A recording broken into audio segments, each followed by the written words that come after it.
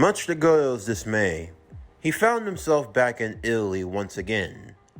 Along with Erica, they met with the representatives of the organization known as the Copper Black Cross. Of course, if Godou had his way, he wouldn't have come back here at all, but it was at Erica's discretion. For Godou, many things had changed since he had become a Campione. For one, he found himself receiving a lot of attention, not just from Erica, but from others. For one, there was a girl at his school, a girl known by all as Maria Yuri. Of course, to many, she was just an unassuming schoolgirl. However, she served as a princess shrine maiden, and in association with the Committee for the Compilation of True History, headed by their founder, Amakasu. Amakasu had wanted to meet with Godou. After all, being a part of the Committee of Japan, it was his duty to oversee all of the magical and mystical things that took place in the country, between human and god alike. This wasn't any ill will towards Godou, but it was only natural that establishing communications would be necessary, especially when the newest Campione came from his said country. He also had come to warn Godou about his dealings with Erica. She had a reputation. Despite her age, she was known for being cold and standoffish, the type of woman who wouldn't let anyone touch her. So, it was much to everyone's surprise when you hear reports of such a woman gallivanting in another country with a boy she just met. Now, of course, it could be for any reason, but would it have something to do with him being the newest Campione? Potentially. And for Godou, that was a concern that he had. The concern that all of this was just an act, that Erica was only doing all of this to get into his good graces because she wanted something. It was the natural conclusion, and Erica didn't blame him for feeling that way. Of course, the reason for their being in Italy and meeting with the order in question was for Godou to test his power. Erica displaying this in full as she summoned the sword of the Iron Lion, summoning the metallic beast forward and drawing her blade from his mouth, preparing to do battle. Godou would say the word of Shazam and transform in that moment. However, even still, he was trying to get used to his powers, and Erica was not making it easy for him. Despite being in this transformed state, she was able to keep up a decent amount, a testament to her training and to her skills. In fact, there were a few moments where Godou found himself on the back foot of the battle, but eventually, he was able to overcome her, eventually gaining victory for himself, and leaving the other members of the council in awe. Seeing what Godou could do on full display, they acknowledged him as the true Campione, the seventh king. However, when the battle had come to an end, Godou turned back to Erica. Erica smiling in satisfaction, although it was more so because of the situation they had been in. When Godou got the victory, he happened to pin her to the ground, and Erica, well, she didn't mind Godou being on top in this instance. Godou would quickly apologize and help her up on her feet. I'm sorry, It's fine, Godou. But still, for a man to put a woman in such a position, I do hope you'll take responsibility. I mean, come on, will you stop playing with me like that? Well, like what? What is it that you want from me? I mean, come on. Besides me being a Campione, what could you possibly see in a guy like me? I see. So that's what you're worried about. I had a feeling for a while now. Erica would step forward to Godou with a serious look. I want you to be completely aware, I am a proud woman. And I am not someone who would cowtail just for someone who had a little bit of power. Trust and believe, Godou. You are not the first man I have come across in this world who can do phenomenal things, and yet even still, I have never been impressed with any of them. Whether you find it hard to believe or not, I truly do love you for the man that you are, and for the man that I know you can become. As such, my feelings are true, and I'd be kind to ask that you respect them as such. I see. And besides, in this world, you are going to need those who will stand by you, and I wish to be such a person. No matter what happens, even if your friends and family were to turn against you, I would still be here. Well, that is a comforting thought, to say the least. With that, Godou and Erika will return to Japan. Although for Godou, his life didn't get any easier. He found that Maria would be tailing him from time to time. The girl always looked worried. I guess being a princess shrine maiden wasn't an easy job. But eventually it all came to a head when she would ask to meet him on the roof of the school. As he did so, the girl looked as though she were flabbergasted, like she couldn't find the right words to say. She seemed to be fearful in his presence all the time, and for Godou, he just wished she'd calm down. Maria, Master, King Sir, it's nice to meet you again. Thank you for... Seriously, calm down. It's all right. I mean, you seem so overwhelmed every time you're around me. You can just treat me ordinarily like you would anyone. I can't do such a thing. Sir, you're a king. Don't you know what that means? I mean, kinda. Everyone keeps putting all these labels and titles on me, but I don't feel all that special. I'm no different than I was before, aren't I? That's not true. I understand you're trying to make everyone feel at ease, and truly, it's an admirable quality of you, Godou, but still, there are things in this world far greater than you could possibly realize. The reason why I was tasked with meeting with you is because there's the worry of the Gorgoneion. The Gorgoneion? Yes, the Gorgoneion. It's a sacred artifact, the artifact of the snake. It was believed that you may have come into contact with it. I don't know. I don't think I have. I try my best not to bring anything that could be too troublesome. All I have is this little round medallion thing that Erika gave me. Maria's eyes would light up upon seeing this, because the fact that Godou had it in his possession truly said a lot. You brought the Gorgoneion. The what? Please, Godou, I understand you don't truly fathom everything that's going on, but you have to take this stuff more seriously. Do you understand what you've done? What I've done? You've potentially brought the end of the world here and made Japan the focal point for the Starless Night. The Starless Night? What's the... Maria now had a look of anger upon her face as she pointed towards Godou. Look, you can no longer have a carefree attitude for everything that you do. I know, you're trying to keep everyone at ease, and you're trying your best not to step on anyone's toes, and for that, I can say that you are truly appreciated, but you have to understand that you are no longer a regular human.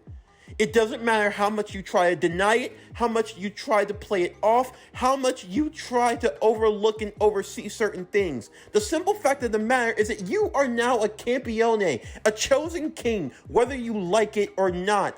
That means every decision you make, every action you take, every step you make is a reflection not only upon you, but upon others. And your decisions, whether you like it or not, can potentially affect the entire world. Everything you do, Godou, from this point forward, will always be viewed and scrutinized. The fate of the world is in your hands. You are a king. You are the only one that stands between mankind and complete destruction. Unlike in the sagas of the past, there are no more kings, no more heroes or nobility. You are the only one, Godou. Do you understand what that truly means? All of the calamities that befall Earth because of rogue gods or other beings who seek to cause harm, you are the only one who stands between the world and complete and utter destruction. Has that not registered with you yet? For Godou in that moment, he had never actually thought about it. To be honest, a part of him still believed all of this was some fantastical dream, one that he would someday wake up from, hopefully. But he couldn't deny it any longer. He was a part of something much bigger than himself, much greater than he could possibly realize. The more he tried to downplay everything that went on around him, the longer it would only lead to the suffering that would continue to fester amongst all of his dealings. The simple fact of the matter was that Godou could no longer be reckless or careless with his actions. Everything he said and did would be viewed on a microscopic level, and one false move could truly mean the end of the world. All the same, Erica would be confronted about this, and Erica would explain that for Godou it was his duty to watch over the Gorgoneion that bore the power of the snake, and to keep it from the hands of Athena at all costs. This would cause Godou to have a flashback, remembering meeting someone who had referred to themselves in such a way. Her appearance was that of a schoolgirl no older than him, but that was nothing but a mere vestige. You see, ever since the gods had been sent back to their realm, they could no longer take their full-on powerful forms that they once could, but rather they would require special artifacts in order to revive their power to its truest state. The Gorgoneion pendant in question, that is what Athena needed in order to achieve her true power once again.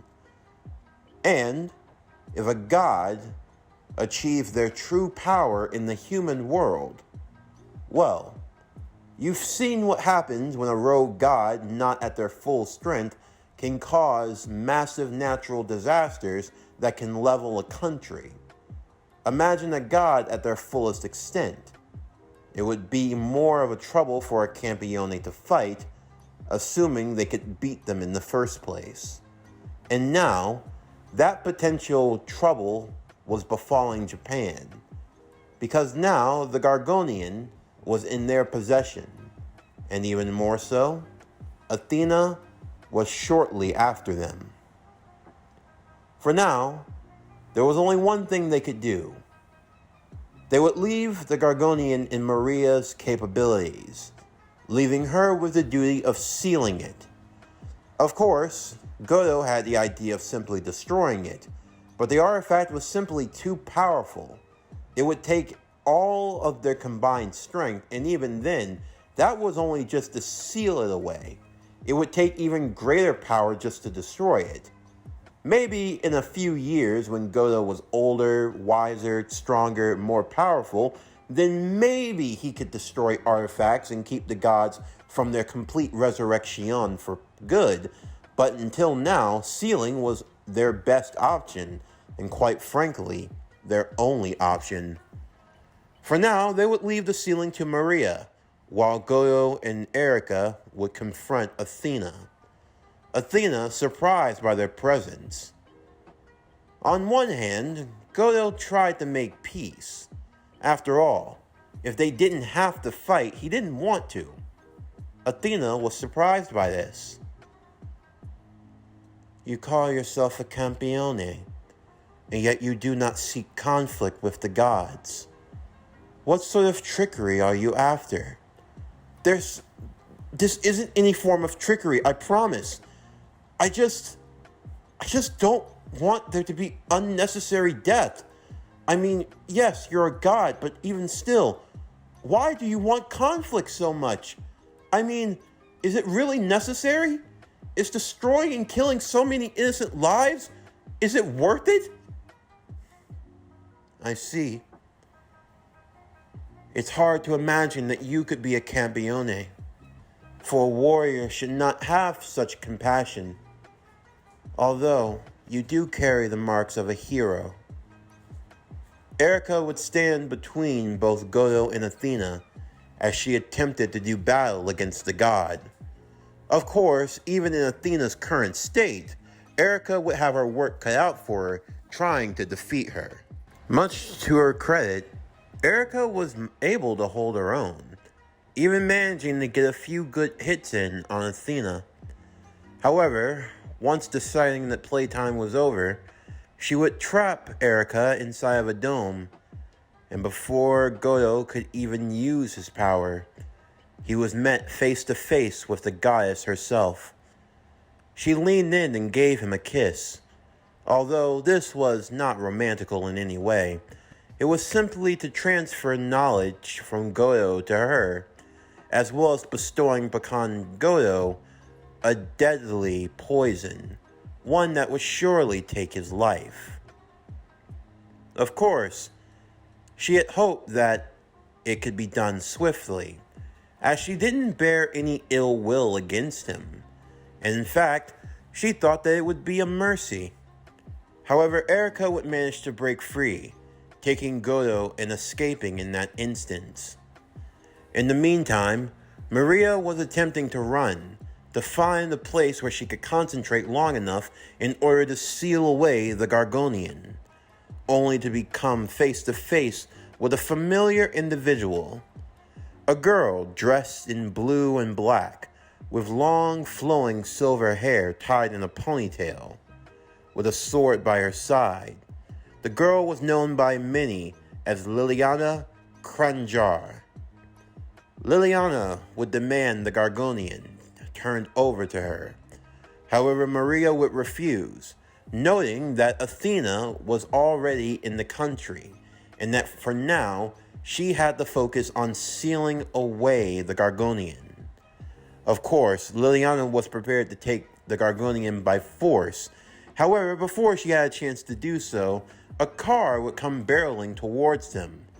Cutting them off, it was driven by none other than Amakasu, who would pick up Maria and speed off before Liliana could catch up to them.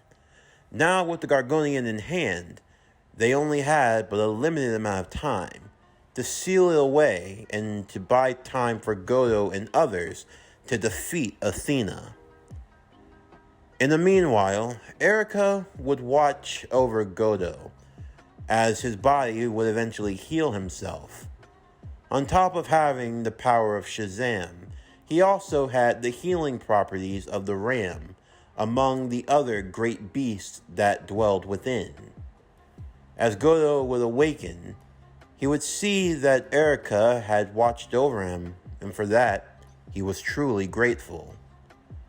Although he still had his worries and his doubts, he just hoped that he could be a good protector. Whether he liked it or not, this responsibility had now fallen upon him. It wasn't something he could take back or something he could change. For now, he had to do the best he could, because he was the only thing that stood between mankind and complete annihilation. Godou would need to learn everything he'd need to know about Athena in order to use the power of Verithragna and the Sword of Victory in order to strike her down. As such, Erica would transfer all the information she had to Godou, the best way she knew how to, in the form of a kiss.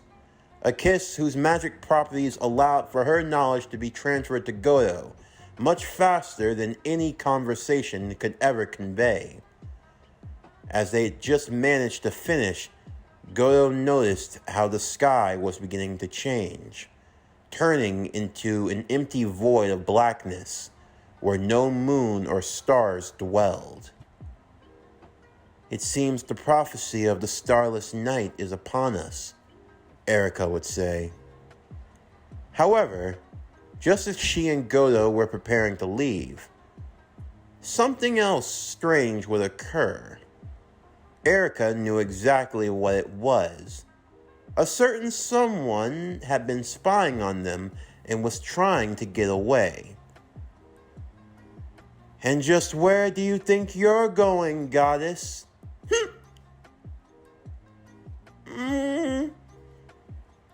Try not to speak with your mouth full. I know you're here.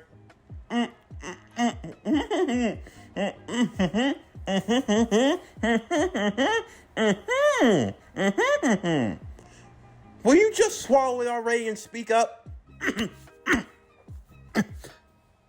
Sorry. The Crocat's here. They're really good. Who is she? Oh, it's no one much. Just another goddess. Another goddess? Wait, I have to fight more gods? No. I'm not here to fight, really. Don't worry. She's not a combat goddess, but she is a rogue one. What are you doing here, Hestia? Well, I mean, I was in the area, just minding my own business, and then all of a sudden it looked like someone cut off all the lights. You know Athena's behind this, don't you? Yeah, I do. But I mean, you can't hold it against me. I'm not even a combat goddess. I used to have my familia and my sweet Belle. My Belle. It's not like a Snell or a Gel. Oh, Belle, why did you have to go? Okay. Erica would roll her eyes as she continued on with Godou. We get it. You lost your bell. Seriously. That was centuries ago. When are you going to get over it? I'll never get over it. My bell was a saint. A saint, I tell ya. He was a saint. Ooh, who are you? Who's your friend? I'm Godou. Kusanagi, go! And we're leaving. Wait, you can't leave me alone like this. Athena scares the hell out of me. Well, you're a goddess. Aren't you going to be able to deal with her? You have divine power, you know. You aren't weak. I know I'm not weak. It's just, she gets a little wound up sometimes, and she gets a little intense, and, you can't leave me here. Fine, come along, but you're helping us. Okay. She's a goddess? I know, she doesn't really look it, but she's actually quite powerful when she has the right motivation. Now come along, we need to hurry.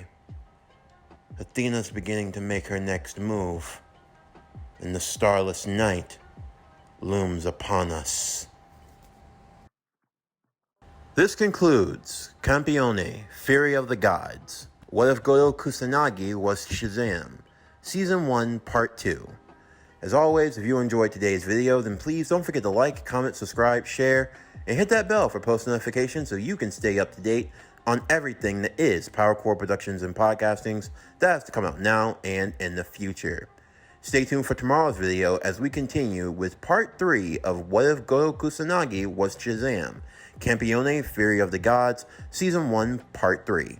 But anyway, that's going to do it for the end of today's video. I'm Javon Harrington with PowerCore Productions and Podcastings, signing off, and I'll see you next time.